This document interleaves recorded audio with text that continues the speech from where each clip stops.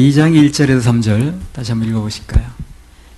헤롯 왕 때에 예수께서 유대 베들레헴에서 나심에 동방으로부터 박사들이 예루살렘에 이르러 말하되 유대인의 왕으로 나신 이가 어디 계시뇨? 우리가 동방에서 그의 별을 보고 그에게 경배하러 왔노라 하니 헤롯 왕과 온 예루살렘이 듣고 소동한지라.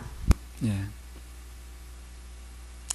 교회는 뭐 하는 데냐면요, 삶 속에서 일중의 활동에서 지치고 상처받고 힘들고 그런 그 심령들이 와서 위로받고 다시 힘을 얻고 또 충전하고 새 힘을 얻어서 또 나가서 이 주일 살 수 있는 양식을 공급받는 그런 시간이기도 하고 그런 곳이기도 합니다.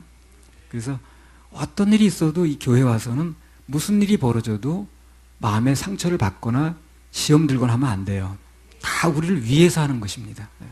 궁극적인 목적은 그래요. 그래서 무슨 일이 있든 간에 다 궁극적으로 하나님께서 하시는 일은 그걸 통해서 우리 살리고자 하는 것이고 또 새 힘을 주시고자 하는 것이니까 그렇게 받아들이시면 됩니다. 자, 2절 한번 읽어보세요. 유대인의 왕으로 나신 이가 어디 계시뇨? 우리가 동방에서 그의 별을 보고 그에게 경배하러 왔노라 하니. 그래서 우리가 최초에 예수님을 만나는 가장 큰 목적은 영혼의 구원을 받는 것입니다. 그렇죠? 그보다 더 큰 목적은 없어요. 영혼의 구원을 받는 것입니다. 그리고 구원을 받은 사람이 계속해서 예수님을 만나는 목적은 무엇인가? 오늘 동방 박사들이 그랬던 것처럼 경배 드리는 것입니다. 예배 드리는 거예요. 두 가지입니다. 예수님을 만날 때 예수님 만나는 가장 큰 목적은 영혼이 구원받는 것이고, 만난 분들은 계속해서 그분을 경배 드리는 것이고 예배하는 것이고, 그리고 어느 날 우리 생명이 끝나게 되면 천국에 가서 영원토록 예배하는 것입니다. 뭐 병이 고쳐지고 문제가 해결되고 응답받고 그것은 그 다음 일이에요. 그런 것은 그분께 예배하는 가운데 저절로 응답이 옵니다. 그래서 항상 예배, 항상 축복이에요. 저절로 오기 때문에. 우리 생수는 그동안 하나님께서 아주 단연간 예배 훈련을 집중적으로 시키셨어요. 어느 정도 이게 되어지니까 그 훈련이 집중적으로 영혼 구령 사역을 하기 시작했다는 거죠. 그건 내가 잡은 스케줄이 아니에요. 주님께서 그렇게 스케줄을 잡아오시고 훈련 스케줄을 잡으신 것입니다. 아무튼 그래서 구령과 예배 이 두 가지는 신앙생활 중에서 가장 핵심적인 것입니다. 그래서 오직 예수만 믿으면 구원받는 것이고 신앙생활은 오직 예수만 바라보는 거예요. 두 가지입니다. 그래서 이 세상 누가 뭐라고 해도 우리 영혼 구원과 또 예배 성공 이 두 가지 모든 걸 걸어야 되는 거예요. 거기 모든 걸 건 사람들의 인생은 하나님께서 반드시 책임을 지십니다. 책임을 지시게 돼 있어요. 한번 해주세요. 하나님께서 책임지십니다. 하나님께서 책임지셔요. 구원받고 하나님 자녀가 되어서 예수님의 신부인 교회 일원이 된 사람은 주님만 바라보면 반드시 책임지게 돼 있어요. 죽을 때까지. 죽을 때까지. 사실 걱정할 필요가 없어요. 책임지시니까. 자, 3절 또 읽어보세요. 2장 1절에 3절. 헤롯 왕 때에 예수께서 유대 베들레헴에서 나심에 동방으로부터 박사들이 예루살렘에 이르러 말하되 유대인의 왕으로 나신 이가 어디 계시뇨? 우리가 동방에서 그의 별을 보고 그에게 경배하러 왔노라 하니 헤롯 왕과 온 예루살렘이 듣고 소동한지라. 예, 여기 3절에 보면 헤롯 왕과 온 예루살렘이 듣고 소동한지라 이렇게 나와 있죠. 그래서 예수님이 계신 곳에는 꼭 나타나는 현상이 하나 있는데 그게 뭐냐면 큰 소동이 일어난다는 겁니다. 예수님이 계신 곳에는 반드시 소동이 일어나게 돼 있어요. 정말 예수님이 계신 곳에는 칭찬이 있든지 비난이 있든지 핍박이 있든지 아무튼 간에 반드시 소동이 있게 마련입니다. 제가 전에 2002년도에요. 12월 24일 날, 그러니까 뭐 속칭 이제 성탄 전야라고 하는 그렇게 사람들이 말하죠. 그래서 이제 2002년 12월 24일 날 화요일 낮이었는데 32회. 오래되는 거죠. 그러니까 32회. 그 생수 집회를 경기도 안산에 있는 어떤 교회에서 하게 됐어요. 2002년이니까 벌써 13년 전 일이네요. 지금 661회죠. 32회 때니까 아주 오래된 얘기입니다. 그래서 그때 화요일 낮에 마태복음 2장 설교를 하게 됐어요, 그때요. 어떻게, 본문이. 근데 갑자기 그냥 밖에서 큰 소동이 일어났다고 그랬대. 엄청 큰 소동이 일어난 거야. 그게 왜 그런가 했더니, 우리 집회 때문에 시끄럽다는 거야. 우리 그때 밤새고 할 때거든, 집회. 새벽 2시, 3시 막 할 때거든. 그러니까 이 사람들이 뭐좀 하여튼 그냥 시끄러웠나 봐. 막 사냥 부르고 그러니까. 그래가지고 얼마나 밖에 나와서 소동을 벌이는지 막 그냥 뭐 난리가 났어요. 그러니까 그 교회 그 담임 목사가 그러더라고. 야, 정말 예수가 있는 곳에 소동이 일어나는 거 맞네. 그러더라고. 예수가 있는 곳에 소동이 난다고 설교를 할 때거든, 그때. 그 설교할 때. 그랬더니 정말 말씀이 사건으로 나타났다고, 예수가 있는 곳에 소동이 일어나는 게 맞다고 말이야. 막 표정이 상기돼가지고, 예. 그리고 예수가 있는 곳에 소동이 일어난다는 거, 어떻게 보면 당연한 것입니다. 이상하게 생각할 필요 없어요. 우리 인생에서도 마찬가지입니다. 정말 우리가 예수님 마음속에 영접했으면, 예수님 만났으면, 나에게 정말 예수가 오셨으면 반드시 소동이 일어나야 정상입니다. 아무 소리도 안 나는 게 오히려 이상한 거예요, 그게. 내 마음속에 소동이 일어나고요. 다 소동이 일어납니다. 내 인생에 또는 우리 가정에 예수가 들어온 걸 뭘 보고 하느냐는 거죠. 예수님이 그 가정에 들어오시면요. 믿는 부인과 안 믿는 남편 사이에 또 가족 간에 또는 친구 간에 한바탕 소동이 일어납니다. 분명히 예수 그리스도 생명의 그 석에 들어가게 되면 그 안 믿는 그 가족이 있다라든가 또 부부 간에 서로 한쪽이 안 믿으면 반드시 소동이 일어나게 돼 있어요. 소동이 반드시 일어납니다. 근데 그 예수님이 그 가정에 들어가셨는데도 아무런 소동이 안 일어난다. 그것은 진짜 예수가 왔는지 안 왔는지 한번 좀 점검을 해봐야 돼요. 예수님 반드시 오시면 그 가정에 소동이 일어나게 돼 있다니까요. 반드시 일어납니다, 그거는요. 뭐 부모 자식 간에 평소에 잘 지내다가도 소동이 일어나요. 부부 간에도 마찬가지입니다. 그렇게 아주 금슬이 좋던 부부가 갑자기 소동이 일어나는 거예요. 우리 집도 소동이 일어나가지고 난리 났었습니다, 그때. 우리 어머니하고 나 사이 소동이 일어나가지고요. 그때 큰 소동이 났습니다. 최초 예수님이 내 마음에 들어오시니까 우리 집에 소동이 일어나더니 난리가 일어나더라고요. 그래가지고 뭐 그냥 나가니 들어가니 해가지고 예수가 있는 곳에는 어디든지 소동이 일어나야 정상입니다. 내 가슴 속에 먼저 소동이 일어나더라고. 내가 이제까지 알고 있던 건 다른 거니까. 내 가슴에 소동이 일어나고요. 부부 사이에도 일어나고요. 부모 자식 사이에도 일어나고요. 친구 사이에도 일어나고요. 회사 및 직장에서 동료 사이에도 일어나고요. 소동이 일어납니다. 그게 정상이라니까 그래. 지금 누구든지 예수를 믿는 것 때문에 소동이 일어난다면 그것은 정상적인 것입니다.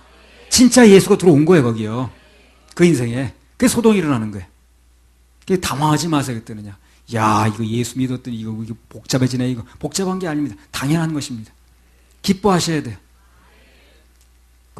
요새 어떤 사람이 뭘 소개하면서 그거 먹으면 조금 명년 현상이 일어나는데 그 명년 현상이 일어나면 소동이 일어난다 그 말이죠, 그 몸에서. 왜 기뻐하라고 그러더라고. 좋아지는 거니까. 그래서 소동이 일어났다는 것은 예수 그리스도가 내 인생에 또는 우리 가정에 분명히 오셨다는 뚜렷한 증거가 되는 것입니다. 그래서 예수를 위해서 우리가 일할 때 일어나는 소동이라든가 또는 핍박이라든가 어떻게 보면 당연한 것입니다. 전혀 이상한 게 아니야. 그래서 너희가 핍박받는 거 이상하게 여기지 말라고 그랬잖아. 고난이 오는 거 이상하게 여기지 말라고. 베드로서에 나오던가 이상하게 여기지 말라고 그러잖아. 근데 문제는 뭐냐? 그 핍박을 받았든 뭘 했든 그 소동의 결과는 소동으로 계속 가지 않는다는 겁니다. 그 결과는 언제나 반드시 큰 기쁨으로 결론이 나요. 한번 해서 큰 기쁨. 큰 기쁨.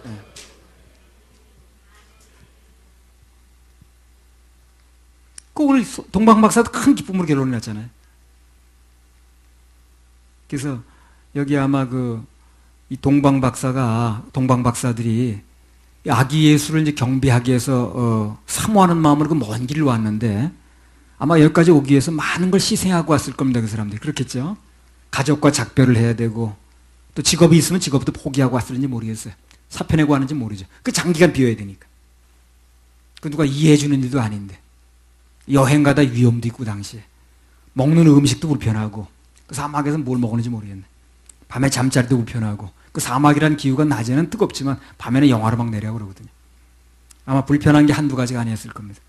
그 당시에 사막에 무슨 모텔이 있는 것도 아니고 호텔이 있는 것도 아니고. 근데 그 박사들이 모든 대가를 지불하고 예수님 찾은 결과가 무엇인가? 2장 9절 10절 한번 읽어보세요. 박사들이 왕의 말을 듣고 갈새 동방에서 보던 그 별이 문득 앞서 인도하여 가다가 악이 있는 곳 위에 머물러 섰는지라 저희가 별을 보고 가장 크게 기뻐하고 기뻐하더라. 그래요.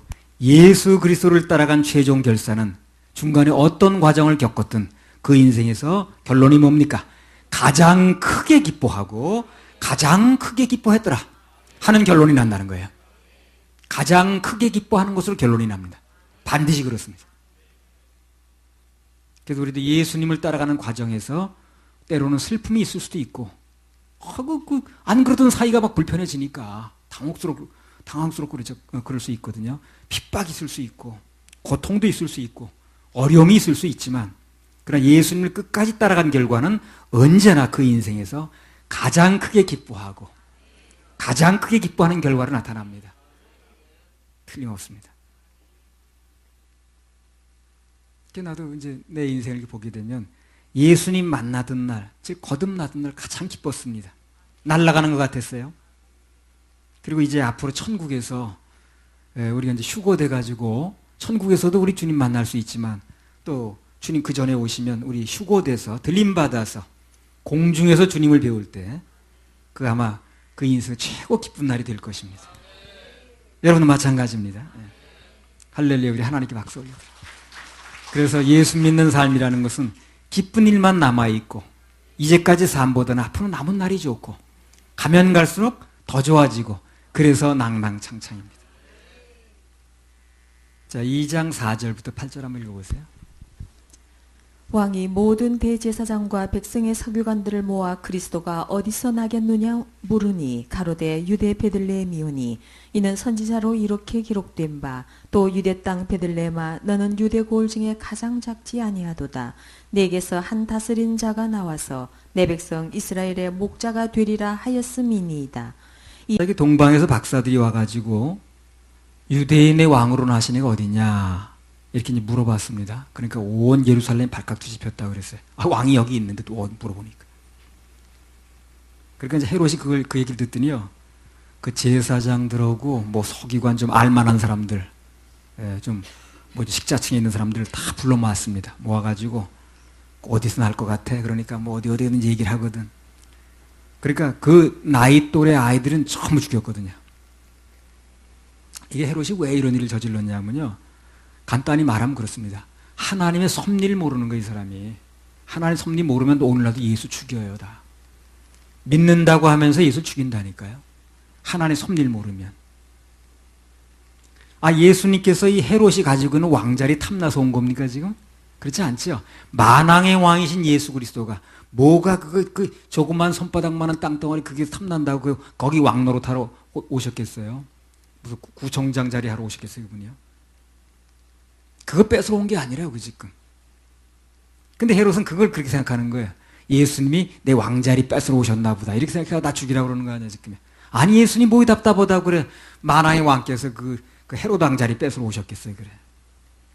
잘 모르면 그래요. 잘 모르면 우리 엉뚱한 짓을 하는 거예요. 아니, 예수님이 우리 무슨 호주머니 빼가려고 이런 거 자꾸 얘기하시겠어요. 그렇잖아요. 주시려고 그러는 거지. 잘 모르면 그런 거예요, 사람들이.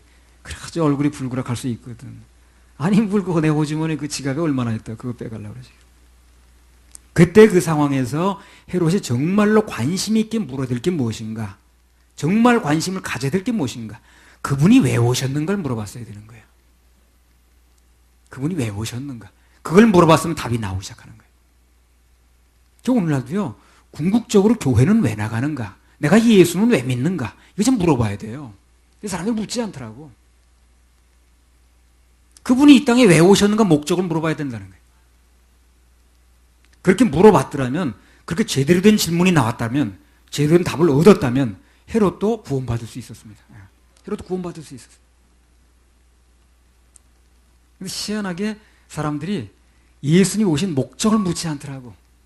교회 나가는 목적이 분명치 않아. 아이 그냥 뭐 부인이 가자고 그러니까 가는 거지 뭘 그래요. 뭐 아니면 무슨 뭐 친구 따라 간 거지 이런 식으로 얘기를 한다고. 헤롯의 입장에서 보면 어떻습니까? 예수님은 누굴 구하러 온 거예요? 헤롯 입장에서 보면 헤롯을 구하러 온 거예요 지금요. 옆에 사람 생각할 거 없이 헤롯을 구하러 왔다니까 그래. 그렇지 않습니까? 헤롯을 건지러 온 거예요. 헤롯도 이 세상에 포함되니까 세상을 건지러 온 거 아니겠어요? 헤롯 입장에서 보면 헤롯을 건지러 온 거예요. 그 사람 구원받게 하러 오신 거예요. 그걸 모르는 거예요, 헤롯이. 왜 왔는가를. 그러니까 그 아기 예수 죽이면 되는 줄 아는 거예요. 자기를 구하러 온 줄 모르는 거예요. 그래가지고 그냥 뭐 예수만 구원이 있다 그러면 막 펄펄 뛰죠. 아니 그 사람이 예수가 자기를 구하러 온 줄 모르는 거예요, 지금요. 그 펄펄 뛸 일이 아니라고. 그래서 다시 한번 강조하면 예수님께서 이 땅에 오신 목적은 그 헤롯이 다스리듯 조그만 땅덩어리 그거 가지러 온 게 아니라는 거예요. 그거 뺏으러 온 게 아니라는 거예요. 그거 뺏기는 줄 알고 있는 거예요, 헤롯은. 그렇죠? 참 답답하지. 예수님께서는요, 헤롯을 비롯해서 그 모든 사람들의 죄를 대신해서 그 죄를 대신해서 죽으시려고 온 겁니다.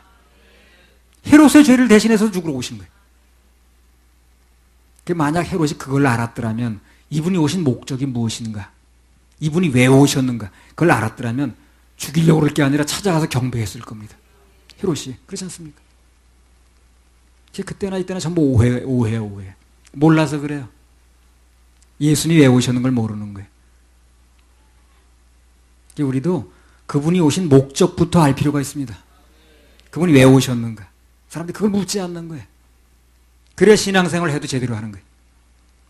물론 상당수의 사람들이 예수님께서 이 땅에 오신 목적 자체를 잘 모르다 보니까 엉뚱한 거 하다가 세월 다 보내요. 예수님이 왜 오셨는가 목적을 모르다 보니까 전부 하나밖에 없는 인생을 이렇게 보내는 거예요. 자기 딴엔 뭐 한다고 그러는데. 마가복음 10장 45절. 가난한 사람 구제하러 온 게 아니라니까요. 그건 구청 사회까지 하는 거예요. 인자에 온 것은 섬김을 받으려 함이 아니라 도리어 섬기려 하고 자기 목숨을 많은 사람의 대속물로 자기 목숨을 많은 사람들의 대속물이 뭡니까? 대신 죽는 제물이라고 말이죠. 대신 죽는 제물로 내놓기 위해서 온 거예요. 그리고 우리 대신 죽기 때문에 난 안 죽어도 되는 거예요. 그리고 죽어야 죄가 사야지는데 그 죄값을 대신 치렀다는 거거든. 그래서 오신 거예요. 그걸 얘기를 해야 되는 거예요. 거기다 목숨을 걸어야 되는 거예요. 거기다 일생을 걸어야 되는 거예요. 무슨 가난한 사람 구제한다고. 마태복음 1장 21절.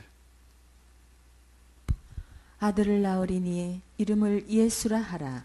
이는 그가 자기 백성을 저희 죄에서 구원할 자이심이라. 아들을 낳으리니 이름을 예수라 하라. 그 예수라 이름 뜻 자체가 무엇인가? 자기 백성을 저희 죄에서 구원한다는 뜻이라. 그거 해야 되는 거예요. 그러니까 우리는 그저 자나깨나 그분이 이 땅에 오신 목적, 그리고 그분이 이미 십자가에서 이루어진 그 일, 그것만 증거하면 되는 거예요. 그럼 제대로 사명을 감당하는 것입니다. 예수님 십자가만 자랑하면 되는 거예요. 십자가에서 다 이뤄 놓으셨다는데 우리가 또 뭘 내가 해야 이룬다 그러면 그게 바로 십자가 원수라니까 그래요. 십자가 원수. 십자가 원수가 무슨 어디 엉뚱한 사람이 짓는 게 아니에요. 교회 목사가 십자가 원수 될 수 있고요. 교회에서 믿는다는 사람들이 십자가 원수를 행동할 수 있다는 거예요. 그래서 오늘 헤롯이 예수를 죽이려고 그 목적 가지고 그분의 태어난 장소와 때와 장소들을 물을 게 아니라 진짜 물어볼 건 뭡니까? 그분이 무슨 목적으로 이 땅에 오셨는가? 누구를 위해서 이 땅에 오셨는가? 그걸 물어봤어야 되는 거예요.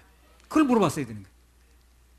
오늘 그것만 물어보면 그분이 오신 목적이 그렇게 가난한 사람 구제하러 오신 건가? 이 목적을 분명히 물어봤다면 달라지죠.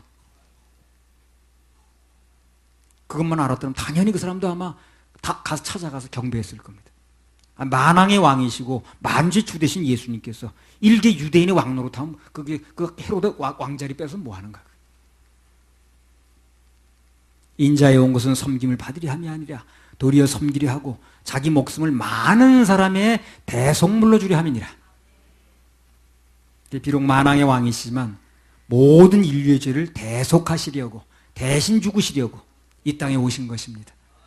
헤롯의 왕자리 뺏으러 온 게 아니에요. 내 호주머니를 가지러 오시는 분이 아닙니다. 지난 12월 24일 날 뭐 크리스마스 이브라고 그러죠. 예. 그런데 이렇게 화면을 돌리다 보니까 뭐가 나오냐면 아기 예수 인형을 만들어 놨어. 인형에다 머리를 갖다 붙여 놓고 아기 예수 인형을 갖다 만들어 놓고 그리고 이제 바구니를 하나 갖다 놓고 바구니 담아 놨더라고.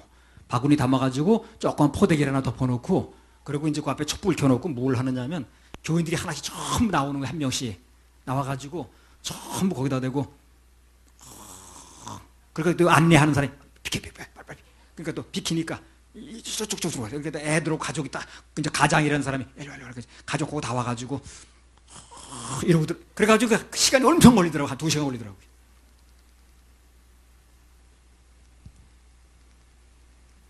그래가지고 그냥 막 이제 그 가족들 다 데려와가지고 이제 그 앞에다 아기 예수 그 눕혀놓고 인형으로 만들어가지고 그리고 앞 촛불 3개 받쳐놓고 이제 그러고 이제 그 뭐 그냥 그 가족들마다 다 나와가지고 이제 안내자 저 나오라고 이제 들어온 사람은 한 사람은 저 들어가고 이렇게 하는 거야. 의자 앉고 아무 소리도 안 하고 그만 하는 거야.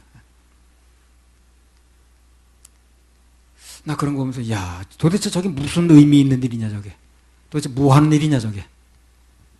예수님이 이 땅에 오신 목적 즉 죄사함의 복음은 안 받아들이고 펄펄 뛰면서 그걸 하면 뭐 하냐는 거지. 예수님 복음 전하고 예수님께서 우리 죄를 다 사셨다고 그분을 받아들여야 된다고 그건 안 받아들이면서 그건 펄펄 뛰면서 그거 나가서 이러고 있으면 뭐 하냐니까. 여러분 이 묵주하고 이거 염주하고요 한 공장에서 만든답니다 그거. 예. 여기 나왔어요. 예. 어쩐지 비슷하더라 그래가지고 한 공장에서 만든다고. 예. 내가 저녁 때 보여드릴게요. 여기 딱 나왔다니까. 어쩐지 비슷하더라 그러더니 한 공장에서 만들었다는 거야. 여기 나왔다. 예. 묵주와 염주 한 공장 출신 묵주 염주 너희는 어쩐지 닮았더라. 예. 그러니까 한 공장에서 만드는 거야 그게.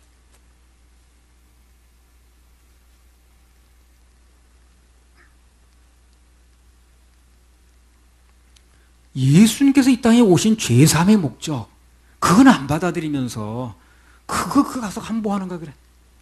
인간이 그러고 있더라고. 동물은 안 그러는데 인간만 그래 인간만. 그리고 예수님하고 탄생이라고 아무 관계도 없는 그 바벨론 종교의 태양 숭배를 성탄절로 둔갑시켜가지고 외형적인 일에만 관심을 주는 거예요. 근데 정말 성탄의 의미를 알려면 그분께서 이 땅에 오신 목적부터 알아야 된다는 거예요. 그래야 오늘 헤롯처럼 이 무모한 짓을 안 하는 겁니다. 우리는 매주마다 예수님 오신 목적을 기억하는 거예요. 그리고 그걸 전하는 것입니다. 그러니까 우리는 매주가 부활절이에요. 매주가 성탄주일입니다. 매주가. 그 목적을 전하니까. 매주가 성탄주일이고 매주가 우린 부활주일입니다.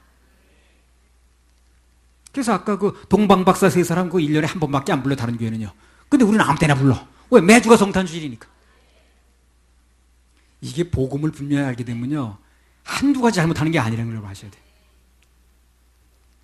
아이고 나는 무슨 지난번 주에 만찬할 때 나무면 땅에 물 넣는다고 나 처음 들었어 그러니. 그래서 우리는 매주가 성탄주일이고 매주가 주님 부활을 기념하는 부활주일입니다. 그러니까 매주 부활 예를 불러도 되고 부활 찬송 불러도 되고 매주 성탄 찬송 불러도 돼요. 우리 마태복음 2장 9절 10절. 박사들이 왕의 말을 듣고 갈새 동방에서 보던 그 별이 문득 앞서 인도하여 가다가 악이 있는 곳 위에 머물러 섰는지라. 저희가 별을 보고 가장 크게 기뻐하더라. 예, 그래서 이 세상에 가장 기쁜 것은 그분이 내 인생에 찾아온 것입니다. 그리고 그분 만난 거예요. 그것처럼 기쁜 게 없어요. 그렇지 않습니까? 그래서 내 죄 사함 받고 천국 가게 된 겁니다. 그만큼 기쁜 게 뭐 있겠나? 기쁜 날 주 나의 죄 다 씻은 날. 이 날밖에 기쁜 날이 뭐 있어요? 가장 기쁜 날입니다.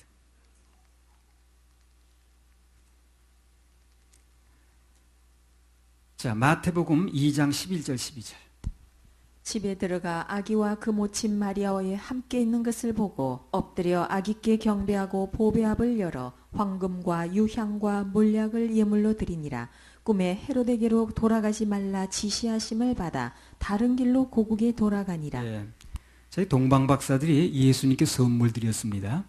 이 선물을 통해서 인간이 하나님께 드릴 수 있는 가장 큰 선물이 무엇인가? 이걸 좀 말씀드리려고 그래. 그분이 뭘 원하는지를 알아야 선물을 드리든가 말든가 할까요? 그죠? 선물이라는 게 내가 드려서 선물이 아니라 받는 사람이 좋아하느냐 안 좋아하느냐 그게 중요하겠죠. 그죠? 받는 사람이 싫다는 거 선물이 될 수 없잖아. 난 이거 너무 헌어 빠진 거야. 그러면 선물이 안 되잖아. 그분이 좋다고 그래 선물이 되는 거였어요.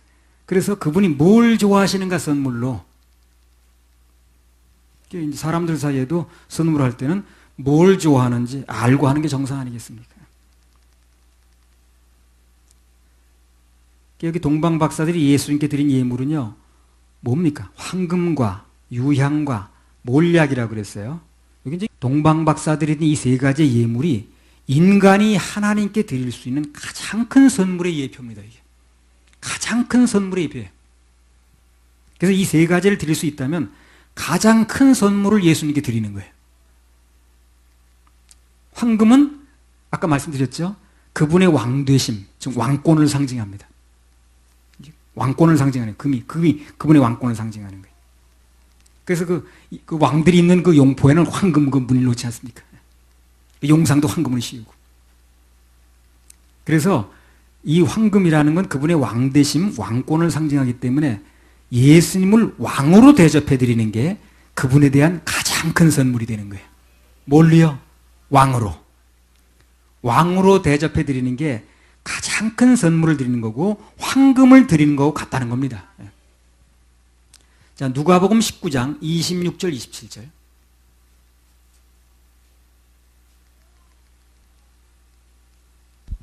주인이 가로되 내가 너희에게 말하노니 무릇 있는 자는 받겠고 없는 자는 그 있는 것도 빼앗기리라. 그리고 나의 왕됨을 원치 아니하던 저 원수들을 이리로 끌어다가 내 앞에서 죽이라 하였느니라. 예. 자, 여기서 보면 뭐라고 그럽니까? 예수님을 왕으로 인정치 않는 게 원수라고 그랬죠. 그죠? 예. 그러니까 바꿔 말하면 언제 어디서나 그분을 나의 왕으로 대접해 드리는 거. 그래서 그분의 통치를 받는 거. 그분의 감동에 순종하는 거. 그게 주님께 대한 최고의 선물이 되는 겁니다. 뭐가 최고의 선물이라고요? 그분을 왕으로 삼는 것입니다. 왕은 지시를 하겠죠. 그죠? 명령하겠죠. 그래서 내가 그분을 왕으로 한다면 그분의 통치에 따르는 것입니다. 그분의 감동에 순종하는 것입니다. 이게 그분을 왕으로 대접해 드리는 거예요. 우리 지난번 우리 이재용 형제가 하나님의 감동에 순종해서 물질 드렸지 않습니까? 그게 최고로 대접을 해 드리는 거예요. 왜? 하나님의 감동에 의해서 그분의 통치를 받겠다는 거죠. 그러니까 헌금보다 중요한 게 뭐냐면 그분을 왕으로 대접해 드리는 게 중요하다는 거예요. 그분이 감동 주셨다는 건 나에게 통치를 하겠다는 거 아니에요. 날 다스리겠다는 거죠. 내 그 다스림에 따르겠다는 거 아닙니까? 그래서 물질을 드린 거 아니겠어요? 그럼 물질을 얼마나 드렸느냐가 중요한 게 아니라 그분의 감동에, 그분의 통치에 내가 따랐느냐 하는 거예요. 그걸 왕으로 대접해 드리는 거예요. 그러니까 우리 이재용 형제는 하나님께, 예수님께 가장 큰 선물을 드린 거예요, 지금요. 받으셨으니까 뭘 하시겠지. 이제 대접을 받으신 주님께서 우리 이 형제 일생을 두고두고 놀라운 보상을 해 주실 겁니다. 예, 틀림없습니다. 마태복음 2장 13절에 15절. 저희가 떠난 후에 이원일 형제도 마찬가지입니다. 예, 하나님의 감동에 따른 거예요. 하나님 통치에 따른 겁니다. 내가 무슨 뭐 나무 돌아드리는 것도 아니고 하나님 감동 주셨으니까 난 그분을 왕으로 하니까 그 왕이 나에게 명령 내렸으니까 난 그분의 통치에 따르겠다는 거 아닙니까? 그러니까 대접해 드리는 거예요. 그게요. 목사한테 심은 게 아니라 하나님의 통치에 따른 겁니다. 그게. 그럼 하나님이 그 통치에 따랐기 때문에 선물을 받으신 게 되기 때문에 그러니까 하나님이 그 선물 받으신 거에 대해서 갚아주신다 그런 얘기를 하는 거예요. 저희가 떠난 후에 주의 사자가 요셉에게 현몽하여 가로되 헤롯이 아기를 찾아 죽이려 하니 일어나 아기와 그의 모친을 데리고 애굽으로 피하여 내가 네게 이르기까지 거기 있으라 하시니 요셉이 일어나서 밤에 아기와 그의 모친을 데리고 애굽으로 떠나가 헤롯이 죽기까지 거기 있었으니 이는 주께서 선지자로 말씀하신 바 애굽에서 내 아들을 불렀다 함을 이루려 하심이니라. 그러니까 한밤중에 지금 난데없이 가게 된 거예요. 한밤중에 예고도 없이 이사 날짜도 안 정했는데 갑자기 피난 가라고 그러는 거예요. 그러든 말든 가는 것입니다. 요게 바로 왕으로 대접해 드리는 거예요. 감동 주시고 말씀하실 때는요, 곧 좋은 일이 있든가 아니면 위험한 일이 있든가 반드시 임박한 뭐가 있습니다. 틀림없습니다. 이 사람들 왜 감동이 왔어요? 지금 이사 가라는 감동이. 위험이 임박했죠. 그러니까 이 사람들은 한밤중에 무슨 얘기야? 이거 지금 한밤중에 어디를 떠나가라는 거야. 의아했겠지만, 당혹스럽겠지만, 하나님 보실 때 위험이 임박한 거예요, 지금요. 조금만 지체하면 안 되는 거예요. 그래, 임박했기 때문에 가라는 거거든. 그러니까 하나님의 감동이 오실 때는요, 큰 축복이 입이 됐든가, 아니면 위험한 일이 임박해 있든가, 뭔가 좀 있는 거예요. 그래서 감동이 오는 것입니다. 그 시간 끌 이유가 없는 거예요, 그래서. 이 사람들 지금 한밤중에 가라고 그랬지만, 그들은 몰랐지만, 보니까 아주 위험이 임박했었잖아, 지금. 그러니까 하나님의 감동이 올 때는요, 괜스레 그냥 이유되지 말고, 계산하지 말고, 무조건 아멘 하면 됩니다. 그분을 왕으로 인정하고, 그분의 통치를 받으세요. 그러면 위험한 데서 살 길이 열리고, 또 축복된 길이 열리게 되어 있습니다. 할렐루야. 그렇게 하실 하나님께 박수 올려드려요. 자, 동방 박사들이 들은 두 번째 선물이 뭡니까? 예물이 유향입니다. 유향 맞죠? 유향이라는 게 뭐냐면요, 이 성막에 보면은요, 각종 향이 뭐에 쓰냐면 제사 드릴 때 쓰는 물품들이 여기에요. 제사 드릴 때 쓰는 물품들입니다. 구약시대 제사가 신약시대 예배를 의미하거든요. 그러니까 하나님께 예배 드리는 게 그분의 가장 큰 선물이 되는 거예요. 또. 예배 드리는 게. 그러니까요, 지금 우리 교회에서 하는 일들이요, 딱 맞는 일을 하는 거예요, 지금요. 누가 그렇게 연구해서 한 게 아닌데, 지금. 유향이 예배 드릴 때, 제사 드릴 때 쓰는 물품들이거든. 근데 이거 제사가, 구약의 제사가 신약의 예배라고. 그러니까 유향을 드렸다는 건 예배 드리는 거예요, 예배. 그래서 그분께 예배를 드리는 것이 가장 큰 선물 두 번째입니다. 오늘 이 시간에 하나님께 여러분 예배를 드리고 있는데, 예배를 드리는 게 그분께 가장 큰 선물을 드리는 것입니다. 큰 선물을 드리신 거예요, 지금. 그냥 와서 시간 때우기를 앉았는 게 아니라 정말 큰 선물을 그분께 드리는 겁니다. 그래서 예배 드리는 인생은 좋아지는 거예요. 예배 드리는 인생에 은혜가 오는 것입니다. 예배 드리는 인생에 응답이 오는 거예요. 예배 드리는 인생에 축복이 오는 것입니다. 그래서 예배로 그분께 선물을 드리면 그분도 우리에게 귀한 선물을 주셔요. 그것도 본전도 아니고 누르고 흔들어서 넘치도록 부어주십니다. 한번 해요. 누르고 눌러보세요. 꽉꽉 눌러보세요. 누르고 흔들어서 넘치도록 부어주리라. 참 옛날에 많이 했는데 이거 한 번 더 해봐요. 그냥 우리 그냥 주님께서 주시게 꽉꽉 눌러. 누르고 흔들어서 넘치도록 부어주리라.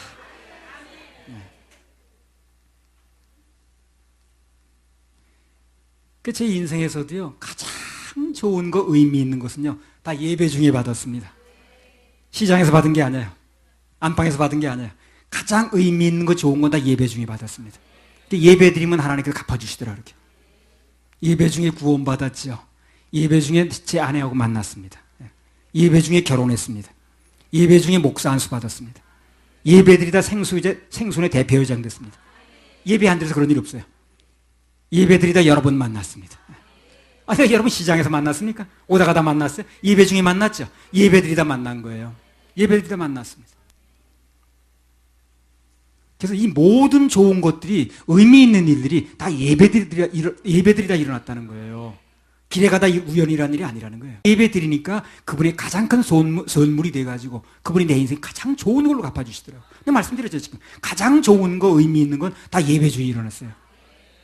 어디 우연이라는 게 아니고. 그래서 모든 좋은 일들은 다 예배를 통해서 옵니다. 예배가 그분의 가장 큰 선물이라 그래요. 그 예배를 여러분 등한히 하시면 안 돼요. 가장 큰 선물을 드리는 것이고, 그 예배를 통해서 오는 거기 때문에 예배를 경홀히 여기면 안 됩니다. 뭐 예배 맨날 드리는 거, 그렇게 생각하지 마세요. 예배를 경홀히 하는 사람은 그 인생에 얻는 게 별로 없더라고. 선물을 드려야 되는데 관계없으니까 오는 것도 없는 거예요. 예배를 아주 귀중하게 여기셔야 됩니다. 그래서 생수원의 주님께서 그렇게 훈련시킨 거예요. 예배를 아주 귀중히 여기게. 그리고 이제 구원의 선물을 주신 겁니다.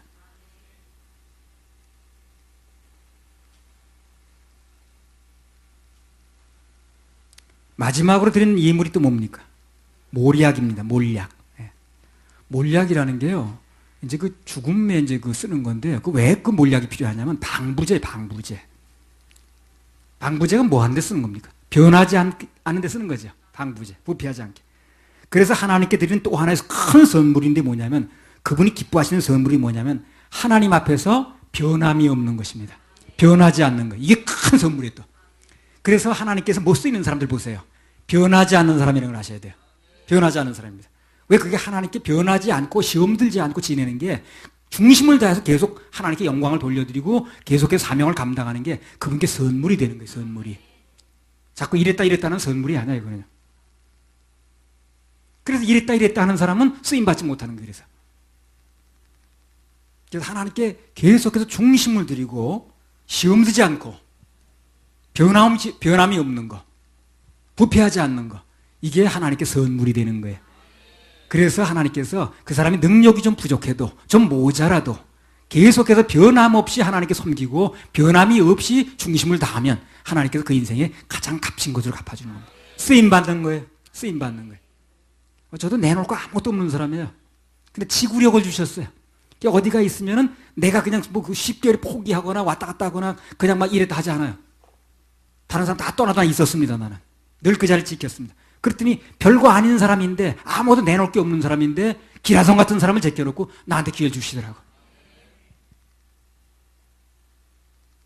자꾸 이랬다 저랬다 검정고에 노릇하면 안 돼요. 주시려고 해도 줄 수가 없어. 잔이 흔들려 불 수가 있나? 잔이 가만히 있어야지. 잔을 부으려고 그러니까 흔들리네 이거. 그럼 불 수가 없잖아요. 땅바닥에 떨어지는데.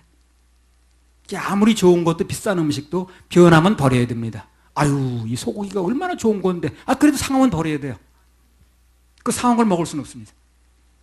하나님께서 보실 때 당신의 사랑하는 대상이 변하면 버려야 되니까 그냥 가슴 아픈 거예요.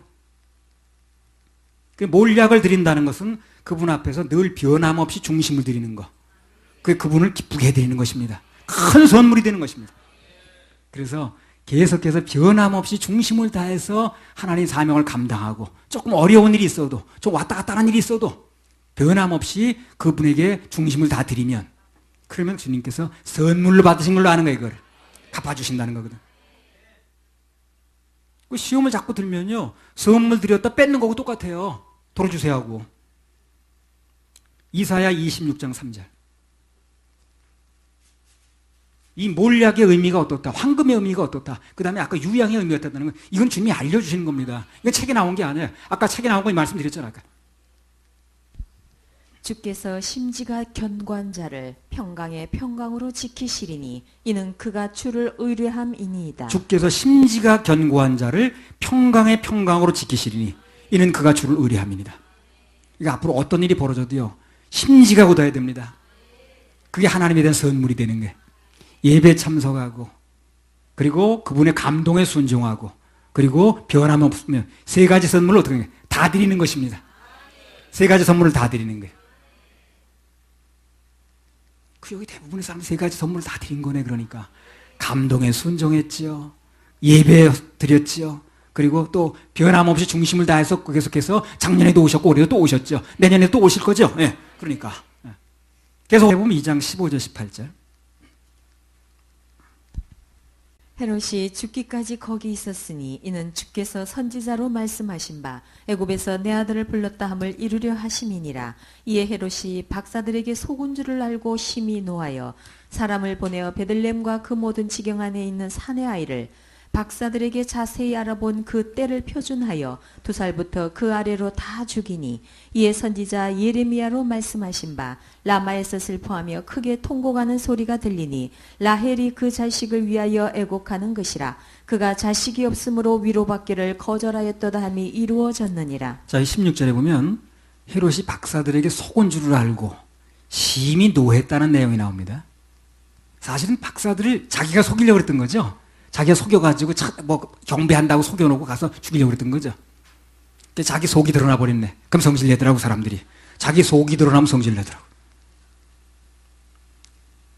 그래서 헤롯이 진짜 경배하려고 그런 게 아니고 박사들을 속여서 아기 예수 있는 곳에 알아내면 죽이려고 했던 거거든. 예. 자기가 속이려다 속았거든 지금. 자기가 속이려고 해서 속은 거 아니야. 그러니까 성질 난 거지. 예. 원래요 말 많은 사람들이 난 말 많은 거 못 들어줘요. 예. 되게 싫어하더라고. 저 사람은 말이 많어. 자기가 말 많은 사람 난 말 많은 거 못 들어주더라고. 이 사단은 자기가 속이는 존재니까 이 속이는 걸 또 못 듣는 거야. 예. 진실을 못 들어. 자기가 속인 게 드러나니까. 마귀가 가장 싫어하는 게 진실입니다. 진실 앞에서는 거짓이 드러나거든요. 그러니까 사단은 오늘도 진실된 복음을 전하려고 그러면 화를 내죠. 막 화내죠. 예. 전하는 사람의 심령 자체 죽이려고 그러고 아기 예수 죽이려고 했듯이. 그런 건 을에 있는 일이니까요. 그저 우리 오직 예수님만이 진리시고 생명이시고 구원자라는 거 선포만 하면 돼요. 그런 거 나머지는 하나님께 다 알아서 하십니다. 그 다음에 19절부터 23절 읽어보세요. 헤롯이 죽은 후에 주의 사자가 애굽에서 요셉에게 현몽하여 가로되 일어나 아기와 그 모친을 데리고 이스라엘 땅으로 가라. 아기의 목숨을 찾던 자들이 죽었느니라 하시니 요셉이 일어나 아기와 그 모친을 데리고 이스라엘 땅으로 들어오니라. 그러나 아켈라오가 그 부친 헤롯을 이어 유대 임금됨을 듣고 거기로 가기를 무서워하더니 꿈에 지시하심을 받아 갈릴리 지방으로 떠나가 나사렛이란 동네에 와서 사니 이는 선지자로 하신 말씀에 나사렛 사람이라 칭하리라 하심을 이루려 함이로라. 자, 헤롯이 죽었습니다. 날 죽이려고 하던 사람이 죽었어요. 그 겨우 고통이 끝난 줄 알았더니, 위험이 끝난 줄 알았더니 어떻게 되냐? 또 다른 위험이 생기는 거예요, 지금요. 그 또 다른 위험이 생긴 이유가 뭡니까? 그 또 다른 위험이 생긴 이유가 뭐예요? 그 아들이 왕이 돼가 또 죽이려고 그러거든, 지금. 아켈라온가 무슨 켈라온가 그 사람이 나가죠. 그 이유가 뭐라고 그랬어요, 여기요? 선지자로 하여금 하신 말씀을 이루는 과정이라고 그랬죠? 아니, 나왔잖아요. 예. 또 위험이 끝난 줄 알았더니, 한숨 돌린 줄 알았더니 또 다른 위험이 생겼다는 거예요, 지금. 그 이유가 뭐냐 하면은 하나님께서 선지자로 하신 말씀을 이루는 과정이라고 그랬잖아요. 그 어떻게 적용하면 좋겠어, 우리는 이걸. 삶 속에서. 우리 삶 속에서 어떤 일이 일어나든 간에, 어떠한 위험한 일이 있든 간에, 조금 한숨 돌리려고 했더니 또 다른 일이 일어나든 말든 간에, 그걸 어떻게 봐야 돼요, 우리는요? 하나님의 말씀이 이루어지는 과정이다. 이렇게 봐야 돼. 하나님의 말씀이 이루어지는 과정이다. 이렇게 봐야 됩니다. 성경에 나온 얘기 그대로 나와도 일어나는 거니까. 그러니까 겨우 한숨 돌렸더니 또 다른 위험이 생겼다 하는 얘기는 뭐냐면 말씀이 이루어지는 과정이라고 그랬거든. 그게 우리 인생에 마찬가지라는 거예요. 아, 이거 하나 돌렸더니 또 일어났네. 그걸 그렇게 생각하지 마시고, 아하, 말씀이 이루어지는 과정이구나. 약속이 이루어지는 과정이구나. 약속이 이루어지는 과정이구나. 이렇게 보는 거예요. 우리의 삶에서 뭔가 이해 못할 일이 벌어지게 되면 그게 최종 결론이 아니고요. 그것은 말씀이 이루어지는 한 과정에 불과하다. 이렇게 생각하시기 바랍니다. 지나가는 소나기에 불과하다고 생각하세요. 그 소나기 어떻습니까? 조금만 피하고 있으면 곧 햇빛이 쨍쨍 납니다. 햇빛 찬란 됩니다. 한번 해보세요. 햇빛 찬란, 햇빛 찬란. 그래서 뭐 조금 나타나면은 쏟아지면 소나기라고 생각해가지고 조금만 피하셔요. 예배당 와서, 교회 와서 예배 한번 드리셔요. 그러면 나갈 때쯤은 그 구름이 다 거칠 것입니다. 햇빛 날 거예요. 햇빛 찬란. 오늘도 여기 오신 분들 중에서 뭔가 구름 끼워져 온 분들 있죠? 삶 속에 좀 어려움이 있는 분이죠? 아이고, 왜 그런가? 이거 한숨 돌렸더니 또 일어났네. 이런 분들이 있으면 오늘 예배 드리고 나가면 구름은 거칩니다. 햇빛 찬란입니다. 조금 소나기만 피하고 있으면 돼요. 자, 마태복음 2장 20절에서 23절. 일어나 아기와 그 모친을 데리고 이스라엘 땅으로 가라. 아기의 목숨을 찾던 자들이 죽었느니라 하시니 요셉이 일어나 아기와 그 모친을 데리고 이스라엘 땅으로 들어오니라. 한숨 돌릴 줄 알았더니 그 다음에 20절. 그러나 아켈라오가 그 부친 헤롯을 이어 유대 임금됨을 듣고 거기로 가기를 무서워하더니 꿈에 지시하심을 받아 갈릴리 지방으로 떠나가 나사렛이란 동네에 와서 사니 이는 선지자로 하신 말씀에 나사렛 사람이라 칭하리라 하심을 이루려 함이리라. 예, 방금 말씀드린 대로 이 모든 것이 결론이 뭐냐면 선지자로 하신 말씀을 이루려는 과정이라는 거예요. 그래서 말씀이 이루어지려면 정든 고향을 떠날 수도 있고 타향으로 가는 아픔도 있고 자식이 죽는 것 같은 아픔이 있을 수도 있고 위험스러운 일을 당할 수 있다는 거예요. 말씀이 이루어지는 과정에서. 그러나 결국 그것은 최종 결론이 아니라는 것입니다. 결론은 뭡니까? 21절이 결론이에요. 21절 한번 읽어보세요. 요셉이 일어나 그 아기와 그 모친을 데리고 이스라엘 땅으로 들어오니라. 예, 그래서 결국 결론은 말씀대로 마침내 돌아오는 것입니다. 제자리로 오는 거예요. 제자리로. 결국 제자리 다 돌아오는 것입니다. 그게 결론이에요. 중간에 어찌 됐든 간에 제자리로 돌아오고 제자리 정상적으로 돌아오는 게 결론입니다. 할렐루야. 그렇게 하실 하나님께 박수 올려드려요. 2장 20절에서 23절. 일어나 아기와 그 모친을 데리고 이스라엘 땅으로 가라. 아기의 목숨을 찾던 자들이 죽었느니라 하시니 요셉이 일어나 아기와 그 모친을 데리고 이스라엘 땅으로 들어오니라. 그러나 아켈라오가 그 부친 헤롯을 이어 유대 임금됨을 듣고 거기로 가기를 무서워하더니 꿈에 지시하심을 받아 갈릴리 지방으로 떠나가 나사렛이란 동네에 와서 사니 이는 선지자로 하신 말씀에 나사렛 사람이라 칭하리라 하심을 이루려 함이로라. 자, 여기 보면요. 요셉의 가족이 애굽에 피난 가서 살다가 돌아올 때 여전히 위험이 존재하고 있거든요. 나사렛에 정착해 살게 됐다는 겁니다, 지금. 자, 그러면 여기 이름도 전혀 없고 알려지지도 않았던 그야말로 오지에 불과했던 나사렛이란 동네가 무엇 때문에 유명해졌습니까? 정답은 예수님 때문에. 그렇죠? 예수님 때문에. 그래서 우리 주님께서 거기서 유년 시절을 보낸 것 때문에 나사렛이란 동네가 오늘 전 세계에 알려졌습니다. 아니요, 나사렛이 어딘지 우리 알게 뭐예요? 나사인지 무슨 무슨지 모릅니다, 우리. 근데 예수님이 거기서 사신 것 때문에 나사렛이란 동네가 알려졌거든. 예, 모든 사람에게. 고린도 후서 6장 9절 한번 읽어보세요. 무명한 자 같으나 유명한 자요 죽은 자 같으나 보라 우리가 살고 징계를 받는 자 같으나 죽임을 당하지 아니하고. 그래서요, 어떤 인생이 됐든 간에 예수와 연결되면 다 어떻게 됩니까? 유명해집니다. 우리 서울교회 유명해질 거예요. 생수협회 유명해집니다. 아브라함이요, 정말 우상이나 섬기고 살던 사람이거든요. 아브라함이 누군지 알게 뭐예요, 우리가. 근 몇천 년 전에, 기원전 몇천 년 전에 그 우상 섬기는 동네에서 살다 죽은 사람을 우리가 어떻게 알겠어요? 예수님하고 연결되니까. 아브라함과 다윗의 자손 예수 그리스도의 세계라. 예수님하고 연결되니까 유명해지는 거예요, 이게. 다윗도 마찬가지고요. 바울도 마찬가지고, 베드로와 12제자도 다 마찬가지입니다. 우리 그 사람은 알게 뭐예요? 근데 다 예수님하고 연결되니까 유명해졌다는 거예요. 예수님하고 생애가 연결된 사람은 다 유명해집니다. 거지는 이름이 없죠, 그죠? 동양 주면서 이름 물어보는 사람 없습니다. 거지한테 동양 주면서 뭐 통성명을 하자든가 무슨 명함 달라든가 그런 사람 없거든요. 근데 누가복음 16장에 나오는 거지 나사로는 어떻습니까? 이름이 있죠. 왜 그렇습니까? 예수님하고 연결되니까. 예수님하고 연결되니까. 예수님하고 연결되면 다 이름이 나는 거예요, 이렇게. 그래서 그 인생이 어느 날 예수님과 연결만 되면 영원히 유명해집니다. 나사로라는 이름이 계속 알려지는 거예요. 그래서 거지인데. 오히려 그 당시 유명했던 그 부자는 누군지 이름도 몰라, 그죠? 부자 이름 모르죠, 누군지. 근데 거지는 이름이 알려졌다는 거예요. 왜? 예수님하고 연결되니까. 우리 생수협회하고 서울교회가요, 이제 예수님하고 연결돼서 계속 나가면 유명해질 겁니다. 그리고 오늘 여기 오신 분들은 물론이고 인터넷을 통해서 이 설교를 들은 분들도 마찬가지입니다. 예수님의 보혈로 연결돼서 예수님의 보혈로 거듭나고 그리고 예배로 우리 주님과 계속해서 만나고 복음으로 연결되면 여러분 최고의 유명한 인생들이 됩니다. 예수님하고 연결되는데 유명하지 않은 사람은 없어요. 이 땅에서 혹시 또 유명하지 않는다 할지라도 영원한 하늘나라에서 영원히 비치는 별들이 됩니다. 할렐루야. 우리 하나님께 박수 올려드려요.